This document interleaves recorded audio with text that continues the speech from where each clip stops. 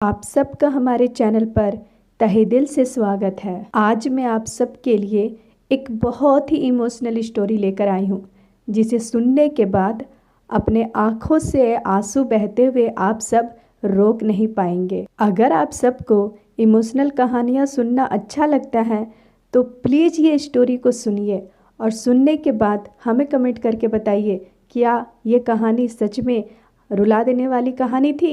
आपका ज़्यादा समय ना लेते हुए चलिए कहानी का शुरुआत करते हैं। योगेश ट्रेन की जनरल बोगी में बर्थ सीट पर सोया हुआ था। गाड़ी रुककर वापस चली तो अचानक उसकी नज़र अपनी तलाकशुदा पत्नी रागिनी पर पड़ी। पता नहीं कब वह उसके सामने वाली सीट पर आकर बैठ गई थी। 6 साल बाद वह उसे देख रहा था। वह बहुत कमज़ोर हो गई थी। उसने पुरानी सस्ती सी साड़ी पहन रखी थी। ना माथे पर बिंदी और ना गले में मंगलसूत्र था। तो क्या उसने अभी तक दूसरा विवाह नहीं किया?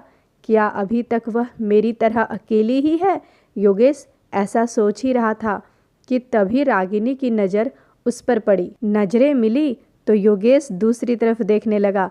फिर पता नहीं योगेश के दिमाग में क्या आया कि वह सीट से नीचे उतर आया और रागिनी के पास बैठे लड़के से कहा कि वह ऊपर वाली सीट पर चला जाए।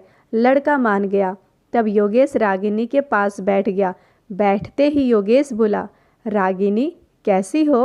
रागिनी ने नज़र ना मिलाते हुए खिड़की की तरफ देखते हुए बोला कि मैं ठीक हूँ।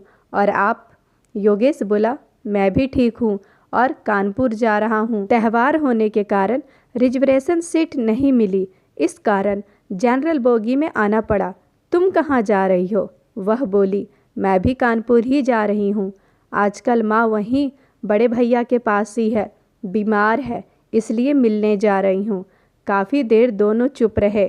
फिर योगेश बोला, एक बात पूछूं? रागिनी ने आँखों से ही पूछा, क्या? योगेश संकोच करते हुए पूछा, अभी तक शादी क्यों नहीं की? वह कुछ नहीं बोली। मगर जब योगेश ने दोबारा नहीं पूछा तो रागिनी ने पूछा, आपने की है शादी? योगेश ने भी बिना बोले ना में गर्दन हिला दी।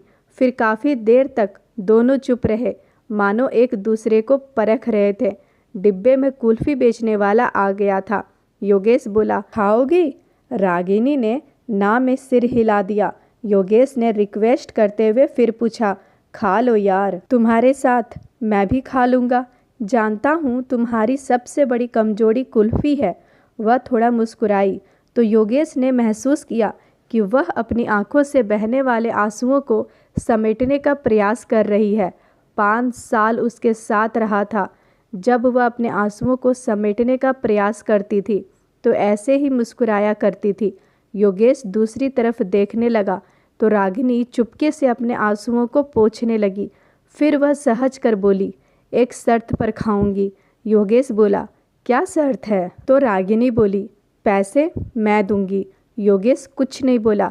फिर रागिनी ने 2 कुल्फ़ियाँ खरीद ली और एक कुल्फ़ी योगेश को देते हुए बोली, अब मैं भी कमाने लगी हूँ, एक प्राइवेट स्कूल में पढ़ाती हूँ, महीने के 10,000 मिलते हैं। कुल्फ़ी खाते हुए योगेश बोला, तलाक के समय कोर्ट के आदेश पर मैं तुम्हें 30 लाख रुपये दे देता। अगर ले लेती तो अपना स्कूल खोल लेती, जबकि तुम बहुत स्वाभिमान हो। इस ज़माने में पैसे के बिना कुछ नहीं होता। वह हंसकर बोली, अगर ले लेती तो अपने जमीर को क्या जवाब देती? तो ये जमीर रोज़ कहता कि जिसे छोड़कर आई हो उसी के सहारे पल रही हो। योगेश बोला, तुम बहुत अच्छी हो, मासूम हो। ये एहसास तुमसे तलाक लेने के बाद मुझे हुआ। तुम यकीन नहीं करोगी, मैं बहुत बदल गया हूँ। पीना बिल्कुल छोड़ दिया हूँ, गुस्सा बिल्कुल नहीं करता। अब मैं किसी को नीचा दिखाने की कोशिश भी नहीं करता। जो तुम्हें बहुत बुरा लगता था, जो सब बुरी आदतें मैंने छोड़ दी है। वह उदास होकर बोली, अब क्या फ़ायदा? जब मैं मना किया करती थी तब आप मेरी तरह एक भी बात नहीं सुनते थे। आपके कारण मैं हमेशा टेंशन में रहती थी। इसी कारण मुझे 2 बार गर्भपात भी हुआ, वरना आज मेरे 2 बच्चे होते। एक 8 साल का हो गया होता और दूसरा 6 साल का होता। कहकर वो रो पड़ी। बच्चों की बात पता चली तो योगेश के भी आंखों में आंसू आ गए। लेकिन वह पुरुष था तो आंसुओं को पलकों तक पहुँचने से पहले ही वह पी गया और बोला, कभी कभी लगता है मैं बहुत बुरा आदमी हूँ। मैंने कभी रिश्तों की कदर नहीं की है, उसी की सज़ा झेल रहा हूँ। आज बिल्कुल अकेला हो गया हूँ। अब माँ भी नहीं रही। माँ के ना होने पर रागिनी को बड़ा दुख हुआ और बोली, माँ को भली चंगी छोड़कर आई थी, उनको क्या हो गया था। इस बार योगेश भावुकता वश अपने आंसुओं को नहीं रोक पाया और बोला, वो तुम्हें हर दिन याद करती थी, बोलती थी बहू को वापस घर ले आओ। मैं उन्हें कैसे समझाता कि तलाक के बाद बहुएं वापस घर नहीं आती। फिर दोनों के बीच चुप्पी छा गई थी। कानपुर आ गया था, स्टेशन आने वाला था। योगेश बोला, वापस कब जाओगी। रागिनी बोली, आज रात यहीं रुकूंगी, कल की सुबह की ट्रेन से वापस जाऊंगी। फिर वहीं खड़ी हो गई। योगेश भी खड़ा हो गया और पूछा, कितने बजे वाली ट्रेन से वापस जाओगी। रागिनी बोली, हम गरीब लोग हैं, रिजर्वेशन नहीं करा पाते हैं, जनरल डिब्बे में सफ़र करते हैं, इसलिए जो भी ट्रेन मिलती है टिकट लेकर चढ़ जाते हैं। इतना कहकर वह नीचे उतर गई। योगेश अपना सूटकेस संभालता हुआ उसके पीछे लपका और बोला, अगर मैं रिजर्वेशन की 2 टिकटें ले लूँ तो मुझे पता है कि तुम मेरे साथ नहीं चलोगी, लेकिन मैं तुम्हारे साथ सफ़र करना चाहता हूँ। जनरल में ही चल लूँगा। बताओ कितने बजे यहाँ मिलोगी। रागिनी ऑटो में बैठते हुए बोली, 9 बजे यहाँ मिलूँगी। फिर उसके देखते देखते ऑटो आंखों से ओझल हो गया। योगेश कानपुर 2 दिन के लिए आया था, मगर रागिनी का साथ पाने के लिए उसने अपना शेड्यूल बदल लिया। उसने जल्दी से अपने बिजनेस का काम पूरा किया और अगले दिन सुबह 8:30 बजे ही स्टेशन आ गया। रागिनी 9 की जगह 10 बजे स्टेशन पहुंची और बोली, आप अभी तक यहीं पर हो। मैं सोच रही थी कि आप चले गए होंगे। रागिनी बहुत खुश थी, बोली, माँ अब बिल्कुल ठीक है। योगेश बोला, मैं तुम्हारा भी टिकट ले आया हूँ, अब 30 रुपये के टिकट के लिए कुछ मत कहना।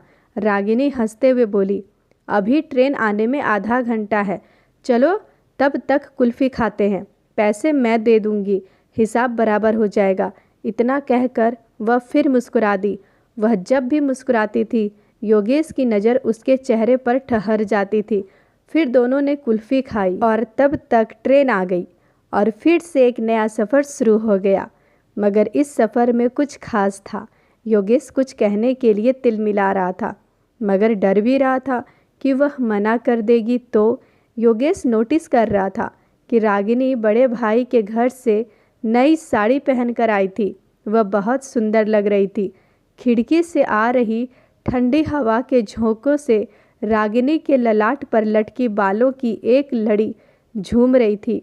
उसे ऐसे देखकर योगेश के दिल में एहसास सा उठता है कि ये औरत कभी उसकी ज़िंदगी थी, मगर मैं इसे संभाल कर नहीं रख पाया। योगेश की मन स्थिति से अनजान रागिनी बोली, क्या हुआ, आप गुमसुम से क्यों हो। दोस्त बनकर ही सही कुछ बात तो कर लो। योगेश बोला, मुझे दोस्ती नहीं चाहिए। रागिनी को झटका सा लगा, बोली, फिर क्यों मेरे साथ सफ़र करने के लिए उतावले थे आप। योगेश बोला, मुझे तू चाहिए, हमेशा के लिए, जन्मों जन्मों के लिए, मेरे साथ हंसने के लिए, मेरे साथ रोने के लिए। वह इतनी जल्दी में ये सारी बातें बोला कि रागिनी बस उसके मुंह की ओर देखती रह गई। वह आगे बोला, मैं गलत था, तुम्हारी कदर नहीं कर पाया, मगर तुम्हारे जाने के बाद मुझे मेरे गलतियों का एहसास हो गया है, मुझे माफ़ कर दो। कहकर वह रो पड़ा। रागिनी चुप हो गई, बस उसके चेहरे की तरफ देखते जा रही थी। योगेश उसके दोनों हाथ पकड़कर बोला, मुझे माफ़ कर दो यार, मैं वादा करता हूँ अब कभी भी तुम्हारे आंसुओं की वजह नहीं बनूंगा, तुम जो कहोगी वही करूँगा, प्लीज़ लौट आओ। रागिनी के माथे पर साड़ी थोड़ी सी पीछे सरकाई और बोली, इधर देखिए जरा। योगेश ने देखा रागिनी ने मांग भर रखी थी। वह बोली, मैं जानती थी आप यही सब करोगे। मैं कल ही सोच लिया था कि अब अकेले चलने के दिन ख़त्म हो गए हैं। मेरा हमसफ़र लौट आया है, अब आगे का सफ़र उसी के साथ तय करना है। थक गई हूँ मैं अकेले चलते चलते। कहते हुए वह अजीब सी मुद्रा में मुस्कुराने लगी। योगेश बोला, मैं जानता हूँ जब तेरा दिल रोने का होता है तब तू ऐसे ही मुस्कुराती है। मत रोक इन आंसुओं को, इन्हें बह जाने दो, दिल हल्का हो जाएगा। इतना सुनते ही रागिनी का संयम जवाब दे गया। वह जोर जोर से रोने लगी। पूरे डिब्बे के लोग उन्हें देखने लगे, मगर रागिनी ने लोगों की परवाह नहीं की। वह योगेश के कंधे पर सर रख कर रोती रही। कुछ देर बाद रागिनी का गांव आ गया। गाड़ी कुछ पल रुकी, फिर चल पड़ी। रागिनी को अब वहां उतरना ही नहीं था। जिंदगी में एक नया सफ़र फिर से शुरू हो गया। अब उसकी मंजिल मायका नहीं, पिया का घर था, जो वर्षों से उसके लौटने का इंतजार कर रहा था। वह अब भी योगेश के कंधे पर सर रखी थी, आंखें बंद कर मंद मंद मुस्कुरा रही थी, एक मासूम बच्चे की तरह। तो दोस्तों, ये थी आज की वेरी इमोशनल कहानी। कैसा लगा आप सबको सुनकर कमेंट बॉक्स में ज़रूर बताइएगा। मुझे तो ये कहानी सुनाकर मज़ा आ गया। अगर आप सबको सुनकर मज़ा आया हो तो कमेंट करके ज़रूर बताइएगा। वीडियो अच्छी लगी हो तो एक लाइक कर दीजिएगा, और मेरे चैनल पर अगर आप नए हो तो हमारे चैनल को सब्सक्राइब कर लीजिएगा। कल मिलते हैं एक नए कहानी के साथ, तब तक अपना ख्याल रखिएगा।